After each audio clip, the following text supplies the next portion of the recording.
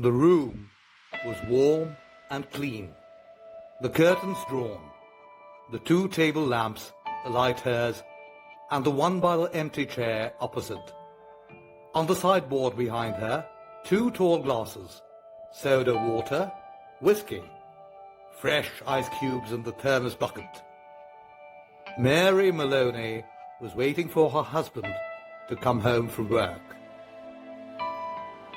Now and again she would glance up at the clock, but without anxiety, merely to please herself with the thought that each minute gone by made it nearer the time when he would come. There was a slow, smiling air about her and about everything she did. The drop of her head as she bent over her sewing was curiously tranquil. Her skin, for this was her 6th month with child, had acquired a wonderful, translucent quality.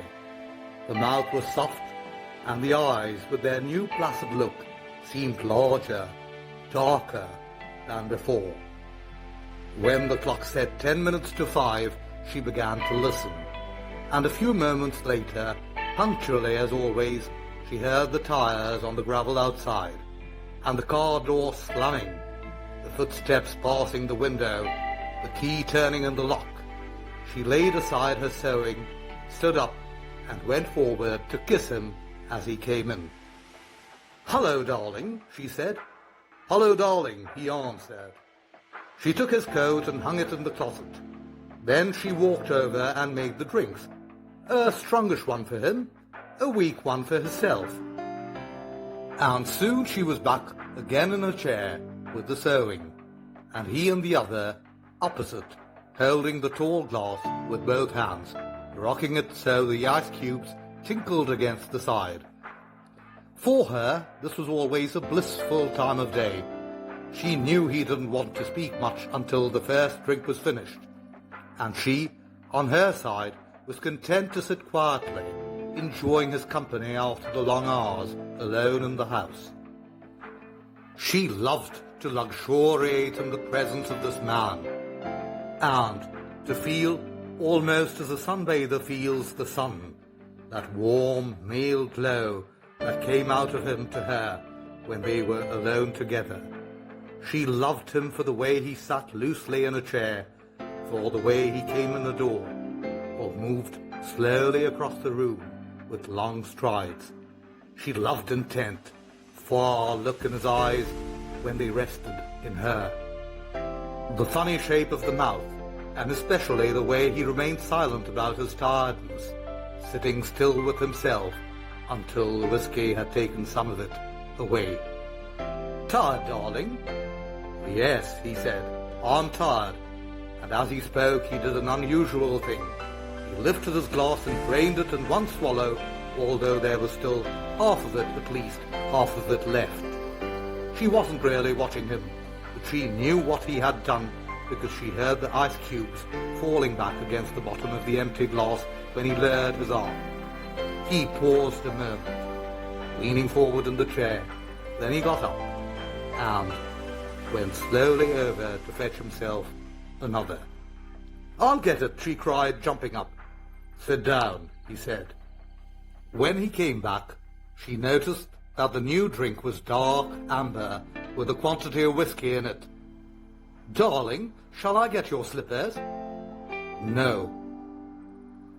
She watched him as he began to sip the dark yellow drink, and she could see little oily swirls in the liquid because it was so strong. "I think it's a shame," she said, "that when a policeman gets to be as senior as you, they keep him walking about on his feet all day long." He didn't answer, so she bent her head again and went on with her sewing.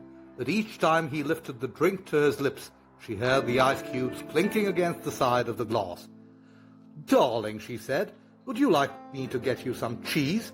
I haven't made any supper because it's Thursday." "No," he said. "If you're too tired to eat out," she went on, "it's still not too late. There's plenty of meat and stuff in the freezer, and you can have it right here and not even move out of the chair." Her eyes waited on him for an answer, a smile, a little nod, but he made no sign. Anyway, she went on, I'll get you some cheese and crackers first. I don't want it, he said. She moved uneasily in her chair, the large eyes still watching his face. But you must eat. I'll fix it anyway, and then you can have it or not, as you like. She stood up and placed her sewing on the table by the lamp. Sit down, he said. Just for a minute. Sit down. It wasn't till then that she began to get frightened. Go on, he said. Sit down. She lowered herself back slowly into the chair, watching him all the time with those large, bewildered eyes. He had finished the second drink and was staring down into the glass, frowning. Listen, he said. I've got something to tell you. What is it, darling? What's the matter?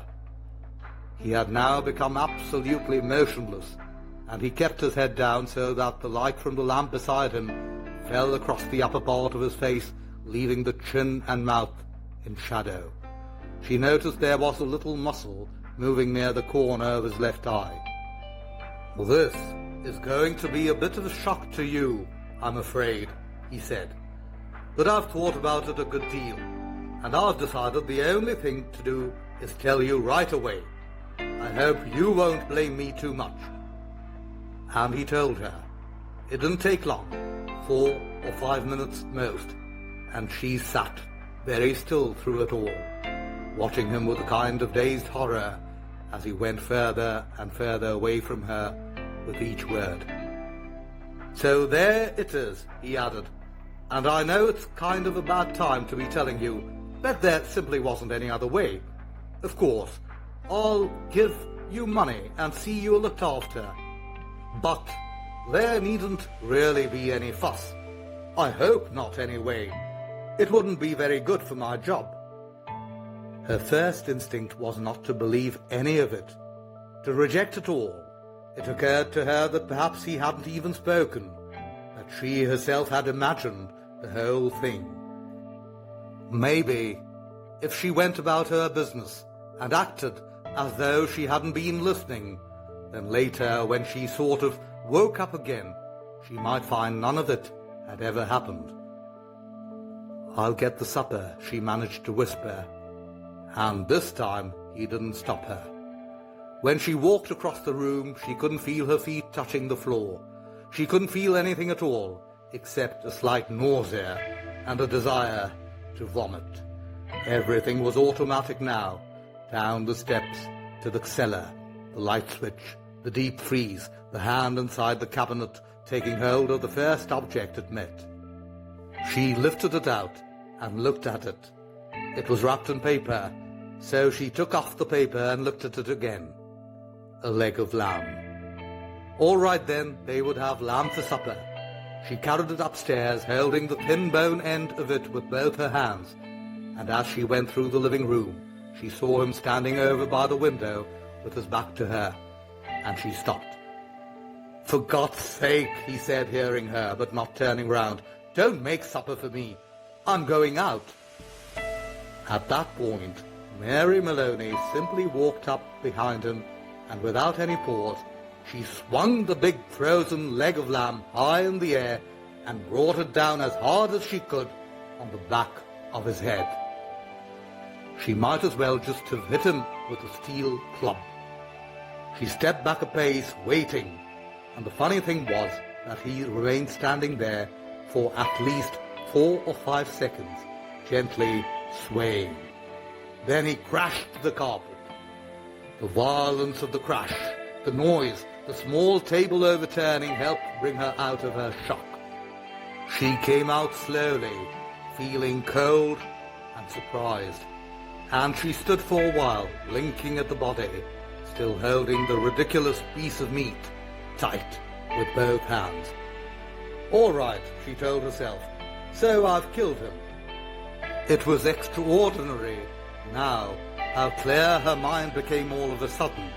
She began thinking very fast. As the wife of a detective, she knew quite well what the penalty would be.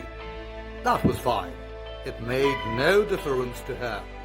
In fact, it would be a relief. On the other hand, what about the child? What were the laws about murderers with unborn children? Did they kill then both mother and child? Or did they wait until the 10th month? What did they do? Mary Maloney didn't know. And she certainly wasn't prepared to take a chance. She carried the meat into the kitchen, placed it in a pan, turned the oven on high, and shoved it inside. Then she washed her hands and ran upstairs to the bedroom. She sat down before the mirror, tidied her hair, touched up her lips and face. She tried a smile. It came out rather peculiar. She tried again. "Hello, Sam," she said brightly, aloud. The voice sounded peculiar too. "I want some potatoes, please, Sam." "Yes, and I think a can of peas." That was better. Both the smile and the voice were coming out better now. She rehearsed it several times more. Then she ran downstairs, took her coat, went out the back door, down the garden, into the street. It wasn't 6 o'clock yet, and the lights were still on in the grocery shop. "Hello, Sam," she said brightly, smiling at the man behind the counter. "Why, good evening, Miss Maloney. How are you?" "I want some potatoes, please, Sam." "Yes, and I think a can of peas." The man turned and reached up behind him on the shelf for the peas. "Patrick's decided he's tired and doesn't want to eat out tonight," she told him. "We usually go out Thursdays, you know, and now he's caught me without any vegetables in the house." "Then how about meat, Miss Maloney?" "No, I've got meat, thanks. I got a nice leg of lamb from the freezer." "Oh, I don't know much like cooking it frozen, Sam, but I'm taking a chance on it this time. You think it'll be all right?" "Personally," the grocer said, "I don't believe it makes any difference. You want these Idaho potatoes?" "Oh, yes, that'll be fine. 2 of those." "Anything else?" The grocer cocked his head on one side, looking at her pleasantly. "How about afterwards? What are you going to give him for afterwards?" "Well, what would you suggest, Sam?" The man glanced around his shop. "How about a nice big slice of cheesecake? I know he likes that." "Perfect," she said. "He loves it." And when it was all wrapped and she had paid, she put on her brightest smile and said, "Thank you, Sam. Good night." "Good night, Miss Maloney, and thank you." And now, she told herself as she hurried back, all she was doing now, she was returning home to her husband, and he was waiting for his supper, and she must cook it good and make it as tasty as possible, because the poor man was tired, and if, when she entered the house, she happened to find anything unusual, or tragic, or terrible, then naturally it would be a shock, and she'd become frantic with grief and horror. Mind you, she wasn't expecting to find anything. She was just going home with the vegetables. Mrs. Patrick Maloney going home with the vegetables on Thursday evening to cook supper for her husband. That's the way, she told herself. Do everything right and natural. Keep things absolutely natural, and there'll be no need for any acting at all. Therefore, when she entered the kitchen by the back door, she was humming a little tune to herself and smiling. "Patrick," she called, "how are you, darling?" She put the parcel down on the table and went through into the living room, and when she saw him lying there on the floor with his legs doubled up and one arm twisted back underneath his body, it really was rather a shock. All the old love and longing for him welled up inside her, and she ran over to him, knelt down beside him, and began to cry her heart out. It was easy. No acting was necessary. A few minutes later, she got up and went to the phone. She knew the number of the police station, and when the man at the other end answered, she cried to him, "Quick, come quick, Patrick's dead." "Who's speaking?" "Mrs. Maloney, Mrs. Patrick Maloney." "You mean Patrick Maloney's dead?"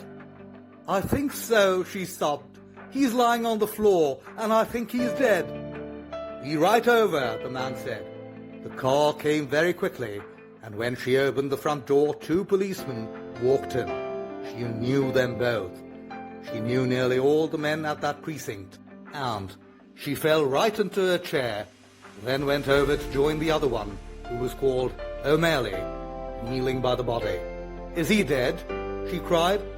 "I'm afraid he is. What happened?" Briefly, she told her story about going to the grocer and coming back to find him on the floor. While she was talking, crying and talking, Noonan discovered a small patch of congealed blood on the dead man's head. He showed it to O'Malley, who got up at once and hurried to the phone. Soon other men began to come into the house. First a doctor, then 2 detectives, one of whom she knew by name. Later a police photographer arrived and took pictures, and a man who knew about fingerprints. There was a great deal of whispering and muttering beside the corpse, and the detectives kept asking her a lot of questions. But they always treated her kindly. She told her story again, this time right from the beginning, when Patrick had come in, and she was sewing, and he was tired, so tired that he hadn't wanted to go out for supper. She told how she'd put the meat in the oven. It's there, now, cooking, and how she'd slopped out to the grocer for vegetables and come back to find him lying on the floor. "Which grocer?" one of the detectives asked. She told him, and he turned and whispered something to the other detective, who immediately went outside into the street. In 15 minutes he was back with a page of notes, and there was more whispering, and through her sobbing she heard a few of the whispered phrases. Acted quite normal, very cheerful. Wanted to give him a good supper. Peas, cheesecake, impossible that she... After a while, the photographer and the doctor departed, and 2 other men came in and took the corpse away on a stretcher. Then the fingerprint man went away. The 2 detectives remained, and so did the 2 policemen. They were exceptionally nice to her, and Jack Noonan asked if she wouldn't rather go somewhere else, to her sister's house perhaps, or to his own wife, who would take care of her and put her up for the night. No, she said, she didn't feel she could move even a yard at the moment. Would they mind awfully if she stayed just where she was until she felt better? She didn't feel too good at the moment, she really didn't. Then, hadn't she better lie down on the bed? Jack Noonan asked. No, she said, she'd like to stay right where she was, in this chair. A little later, perhaps, when she felt better, she would move. So they left her there while they went about their business, searching the house. Occasionally, one of the detectives asked her another question. Sometimes Jack Noonan spoke at her gently as he passed by. Her husband, he told her, had been killed by a blow on the back of the head, administered with a heavy, blunt instrument, almost certainly a large piece of metal. They were looking for the weapon. The murderer may have taken it with him, but on the other hand he may have thrown it away or hidden it somewhere on the premises. It's the old story, he said. Get the weapon, and you've got the man. Later, one of the detectives came up and sat beside her. Did she know, he asked, of anything in the house that could have been used as the weapon? Would she mind having a look around to see if anything was missing? A very big spanner, for example, or heavy metal vase? They didn't have any heavy metal vases, she said. Or big spanner. She didn't think they had a big spanner. But there might be some things like that in the garage. The search went on. She knew that there were other policemen in the garden all around the house. She could hear their footsteps on the gravel outside, and sometimes she saw a flash of a torch through a chink in the curtains. It began to get late. Nearly 9, she noticed by the clock on the mantel. The 4 men searching the rooms seemed to be growing weary, a trifle exasperated.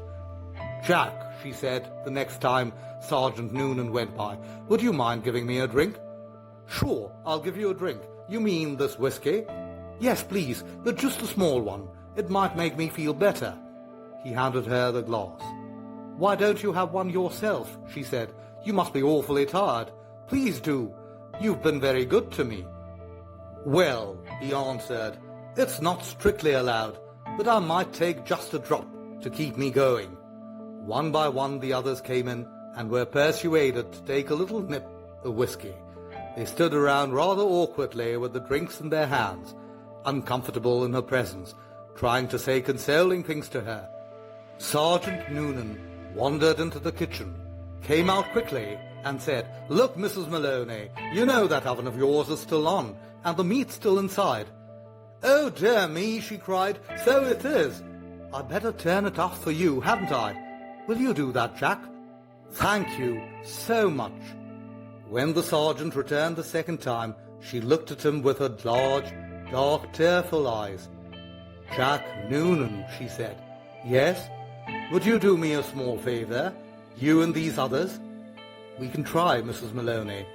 "Well," she said, "here you all are, and good friends of dear Patrick's too, and helping to catch the man who killed him.